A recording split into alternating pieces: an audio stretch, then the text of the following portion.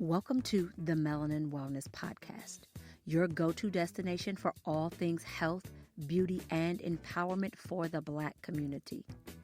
The Melanin Wellness Podcast is more than just a podcast. It's a celebration of diversity, resilience, and self-love. I believe that wellness should be accessible to everyone.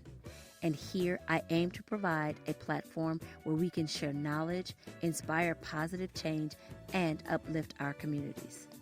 I'm your host, Cori Dunn, and this is the podcast for seekers of knowledge on wellness. I am thrilled to embark on this journey with you. Now let's transition into today's show.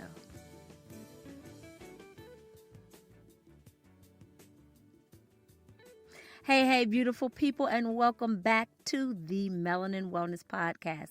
It's your girl, Cori, here, and today we're diving into a topic that's close to my heart and my muscles, strength training over 40. So whether you're just starting out or coming back after a break, it's all about finding strength, grace, and a whole lot of confidence. So let's talk about how we're going to be taking charge of our health, looking out for those bones, muscles, and joints, and of course, feeling strong and unstoppable. But before we begin, y'all know how I do over here. I always begin every episode with 30 seconds of gratitude. Today, I am so grateful for strength. The strength that we each carry inside of us that is called upon when we need it the most has been what has gotten us through some of our biggest struggles, our biggest hurdles, and it is what will get us through this next chapter in our lives.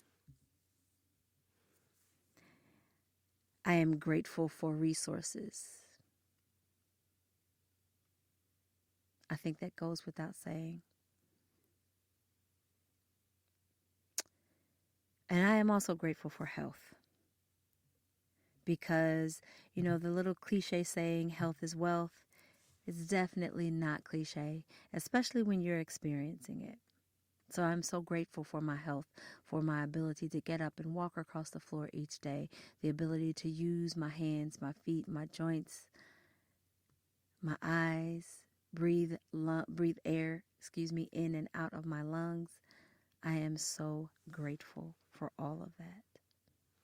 Now, I know that was more than 30 seconds of gratitude, but now more than ever, we need to be practicing gratitude. So if you wake up every single day and think of 3 things that you are grateful for, no matter how small or minute they may seem, it can totally shift your mindset, totally shift your vibration for that day. Gratitude shifts and changes so many things and opens up the door for good things to come in. All right, now let's get into today's episode. So you might be wondering, why strength training and why now? Well, after 40, our bodies start naturally losing muscle mass. This process is called sarcopenia. And it can mean weaker muscles, lower endurance, and even a slower metabolism. But the beauty is we can actually do something about it. And today I'm going to share a little bit with you about that. Strength training is one of the most effective ways to keep that muscle, improve bone density, and feel energized. And it is never too late to start lifting. Trust me, your body is ready, even if you think you are not. Like, you can start with a 2-pound dumbbell, a 5-pound dumbbell. You don't have to jump up and start lifting barbells stacked with weights. Start where you are and build from there. All right, so besides building muscle, let's talk about some of the major benefits you're going to feel from lifting. So for one, it helps to protect your bones. And when I say that protecting your bones as you get older is so important, you would not believe how vital that is. So recently, I want to say, not probably about 4 months ago, maybe 3 or 4 months ago, something to that effect. Um, I was noticing that I had been having pain in one of my hips. Now, I don't know if I had shared with you guys previously that I found out I had hip dysplasia in my left hip quite some time ago. It was like probably about 7 years ago. And, it was revealed to me that I develop hip dysplasia, which is the wearing down of the cartilage between your bones because of all the years of dancing that I had done. And so I had to find another medium for, my fitness, which I absolutely love to dance, y'all. Like dance just, it burns in my soul. But anyway, that's not what this is about. All right, let me get back to the story. So, um, again, about 4 months ago now, I started to notice, well, actually, it was 6 months ago when I started to notice I was having pain. And the pain was running straight down my leg. And it was like my lower back and down into my leg. And I couldn't understand what it was. I thought I had worries that my spinal cord stimulator had become dislodged and that the leads were somewhere where it wasn't supposed to be. And so that was an ultimate fear because that would have meant another surgery for them to correct that and put the leads back where they belonged. Fortunately, it wasn't anything quite as serious as that, but it was still a serious enough issue. I found out that I had bone degeneration in my left hip. Now, bone degeneration is just a fancy way of saying arthritis, period. And like the pain was something that I can't quite describe. And I remember asking my doctor, like, how could this have happened? Like, I exercise regularly. I take very good care of myself. I always have. I don't smoke. I don't drink. And, he stated to me, you did all those years of dancing. You have birthed 6 human beings and you are an extremely tiny woman. Your body has been through a lot in its 48 years. And so of yours just happened sooner than everyone else's because something like this is pretty typical. But unfortunately, you typically don't see it until you are in your 60s or so, 60s, 70s. And so, of course, that scared me. And I'm immediately like, okay, well, what can I do? And, I am not completely against modern medicine, but I try to lean more on the holistic ways of healing. Modern medicine is there if it is absolutely needed, and that's just what I live by. And so, the doctor said, hey, well, we can give you some injections, and, you shouldn't need them very often so that we can see how this works out and, going from there. And I'm like, well, doc, I don't do medications. I don't do that often. And he said, okay, well, let's just try it just the once to give you some pain relief and see how it works. And we'll see if you need to come back and get it again. When I tell you all that the pain I felt from getting that injection was worse than the pain that I was feeling without it. They wanted me to do a follow-up like about 3 months after. I refused because I said, I'm not getting any more injections. And that's when I knew that strength training was going to be more important to me now than it ever has been. And so I began to really increase my strength training, right? So I tell you that story just so that you understand, that it's real. It gets real for everybody. All right, so when we lift weights, it does trigger our bones to become stronger and it helps to prevent osteoporosis. Now, I don't have osteoporosis, that's different, which is especially important as we age. Also, another thing, make sure that you are taking the correct amounts of calcium because that is another, and vitamin D. And I do believe that those are some factors that played into me having that bone degeneration so early because I had some allergies to milk, so I can't drink milk. I have allergies to eggs, so I can't eat eggs. And there were a lot of foods that I became allergic to that when I was switching my diet, I did not add in the correct supplements and the correct foods to take the place of what I was going to be losing from those dietary changes. So it definitely had an effect on my bones. So I just wanted to drop that in there. So another huge benefit of lifting weights, it improves our balance and reduces the risk of falls. Plus, strength training can improve our mental health by releasing those feel-good endorphins, helping with everything from better sleep to lower stress levels. And to that, I say, yes, please. All right. So if you're listening to this and you're like, okay, I'm ready to get started. So first things first, like I stated a little earlier, don't go too hard too fast. Your muscles need time to adapt. So start with lighter weights and get comfortable with the movements first. Focused on form, proper form, and control. This will prevent injuries and help you get the most out of your workouts, because proper form is one of those things that if you are not careful, you'll cause yourself more problems than you're getting benefit. And then you won't want to lift at all. So again, start where you are. Meet yourself where you are. Something light. Kettlebells are an amazing tool that you can use to add strength training. Low impact. All right? Low impact. All right, so here are some exercises that I recommend for you to start with. Squats. They're great for strengthening your legs, your glutes, and your core, especially when they're done correctly. You want to make sure that you're doing it with proper form so that you're not adding stress to that lower back. Number 2, deadlifts. That is an amazing workout. You can do this with barbells or with dumbbells.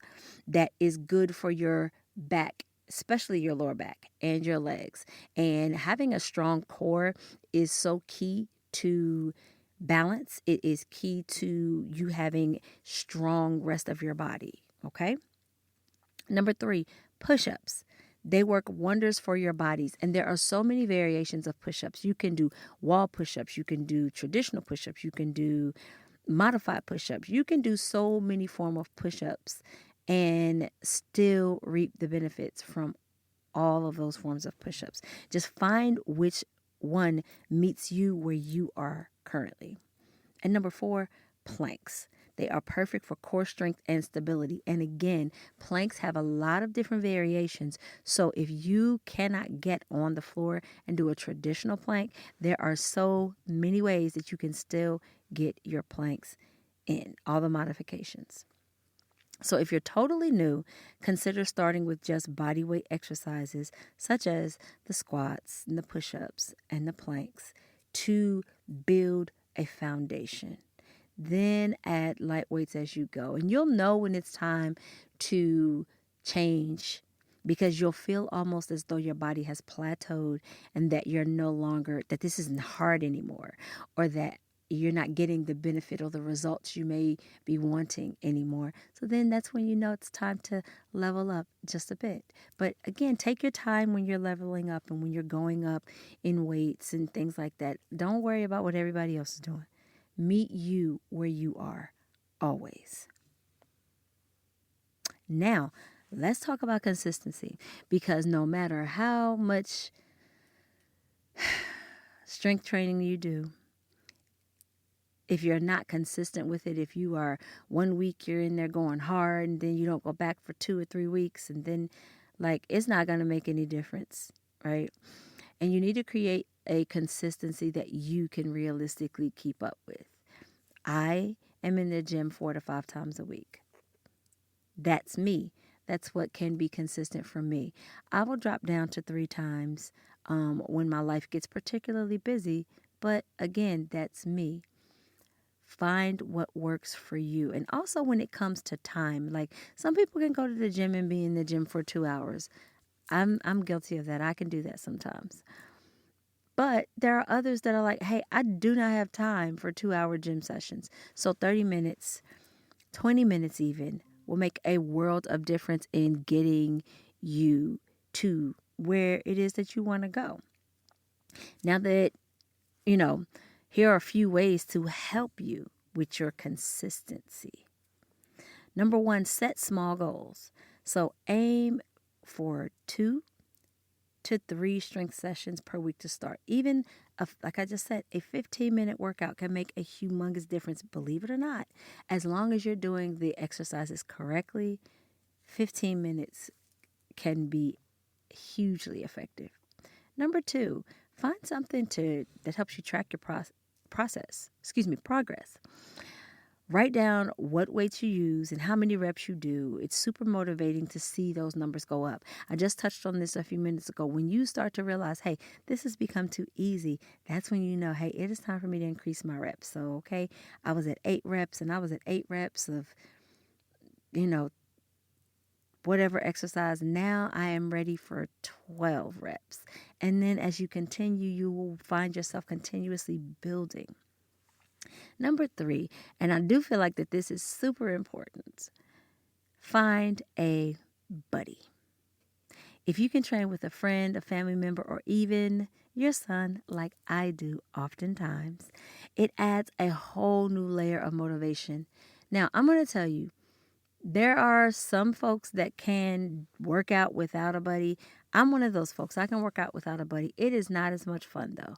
My son and I have an absolute blast, and it has truly solidified our bond, and we are like super close because we have that commonality. We share that love of fitness and, wellness, and so, like, we have such a good time. It's a constant ritual, and we love it.